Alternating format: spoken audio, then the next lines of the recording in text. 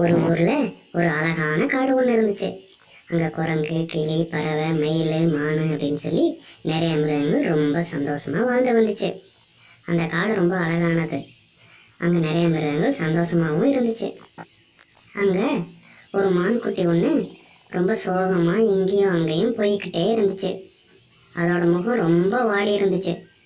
அது ரொம்ப ரொம்ப அலைஞ்சு களைஞ்சு திரிஞ்சு சுற்றி வந்தது நல்லாவே தெரிஞ்சிச்சு. அந்த மான் காடு ஃபுல்லாகவே எங்கெங்கேயோ சுற்றுது. அந்த காட்டில் இருக்கிற அழகான மயில் குட்டி ஒன்று இந்த மானை பார்த்துச்சு. இந்த மானை பார்த்துட்டு, இந்த மான் ஏன் எவ்வளோ சோகமாக சுற்றிக்கிட்டே இருக்கே, ரொம்ப நேரமாக இப்படி வாடியே இருக்கே, எதுக்கு நம்ம போய் என்ன ஏதுன்னு கேட்போம் அப்படின்னு சொல்லிட்டு அந்த மயில் குட்டி யோசிச்சது.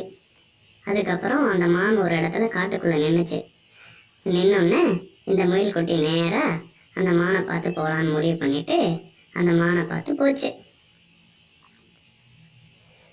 அப்போ இந்த முயல் குட்டியை பார்த்த மான் சோகமாகவே இந்த முயலை பார்த்துச்சு.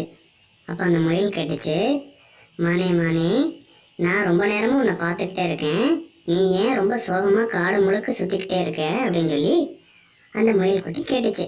அதுக்கு அந்த மான், இந்த காட்டில் ஒரு பெரிய சிங்கம் ஒன்று இருக்கு, அந்த சிங்கத்துக்கு இன்னைக்கு நான் தான் இரையாகணும், அந்த சிங்கராஜா நான் தான் இரையா வரணும்னு சொல்லி என்னை நேற்று மிரட்டுச்சு. அதனால எனக்கு வேற வழி இல்லை, தினமும் யாரோ ஒருத்தர் இந்த காட்டிலேருந்து இரையா போகணும், இன்னைக்கு நான் தான் அதுக்கு இறைன்னு சொல்லி சிங்கம் சொல்லிருச்சு. அதனால இன்னும் கொஞ்சம் நேரத்தில் நான் சிங்கத்தோட குகைக்கு போக போகிறேன், அந்த சிங்கம் என்னை கடிச்சு சாப்பிட போகுது, அதனால தான் நான் சோகமாக இருக்கேன்னு சொல்லிச்சு. அதை கேட்ட அந்த முயல், நீ ஒன்றும் பயப்படாத மானே, கவலைப்படாத, உன்னை காப்பாத்துறக்கு என்கிட்ட ஒரு ஐடியா இருக்குன்னு சொல்லிட்டு நேராக அந்த சிங்கராஜாவை போய் பார்த்துச்சு. அந்த சிங்கராஜா ரொம்ப கோபத்தில், தனக்கு சாப்பாடு ஏன் இன்னும் வரல, அந்த மான் எங்கே அப்படின்னு கத்திக்கிட்டு இருந்துச்சு. அதுக்கு இந்த முயல் குட்டி, அரசே அரசே, அந்த மானு உடம்பு சரியில்லை, என்ன இன்னைக்கு உணவாக எடுத்துக்கேன்னு சொல்லி சொன்னேனே, அற்ப முயலை, நீ தான் என்னுடைய உணவா, இப்போ உன்னை சாப்பிட போகிறேன்னு சொல்லிட்டு அந்த சிங்கம் அந்த முயலை பார்த்து வேகமாக வந்துச்சு.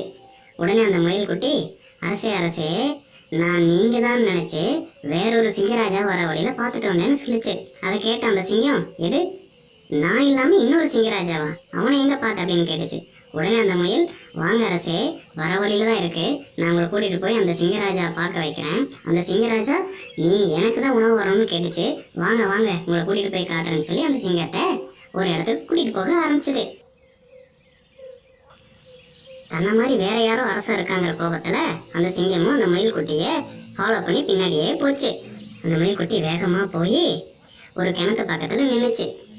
கிணத்து பக்கத்தில் நின்றுட்டு, அரசே, இந்த கிணத்துல எட்டி பாருங்களேன், அங்கே தான் ஒரு சிங்கராஜா இருக்காரு, என்னை பார்த்து சாப்பிட உணவாவா அப்படின்னு சொல்லி கூப்பிட்டாரு அப்படின்னு சொல்லி சொன்னோன்னே கோபமாக அந்த சிங்கம் கிணத்தை எட்டி பார்த்துச்சு. கிணத்தை எட்டி பார்த்தோன்னே கிணத்துல அந்த சிங்கத்தோட பிம்பம் தெரிஞ்சோன்னே இந்த சிங்கம் உரும்பிடுச்சு. அதை பார்த்துட்டு கிணத்துல இருந்த அந்த பிம்பமும் திரும்ப உரும்புனதும் இந்த சிங்கத்துக்கு ரொம்ப கோபமாக போச்சு. யாரா அது, இந்த காட்டை நான் தான் அரசனாக இருக்கணும், என்ன மாதிரி நீ இருக்கிற நீ யார் அப்படின்னு கேட்டோன்னே அந்த சிங்கமும் அதைவே திருப்பி சொல்லவும் அந்த சிங்கத்துக்கு ரொம்ப கோபம் ஆயிடுச்சு. இதை பார்த்து முயல் சிரிச்சுக்கிட்டு இருந்து உடனே கோபத்தில் அந்த சிங்கம், உன்னை கொல்லாமல் விட மாட்டான் பார் அப்படின்னு சொல்லிட்டு அந்த கிணத்து தண்ணிக்குள்ளே வேகமாக குதிச்சிச்சு. வேகமாக குதிச்சு உள்ளே போய் முழு தண்ணிக்குள்ளே விழுந்துட்டு முழுக போகிறோம் தெரிஞ்சோன்னா சிங்கம், காப்பாத்துங்கன்னு கத்திச்சு.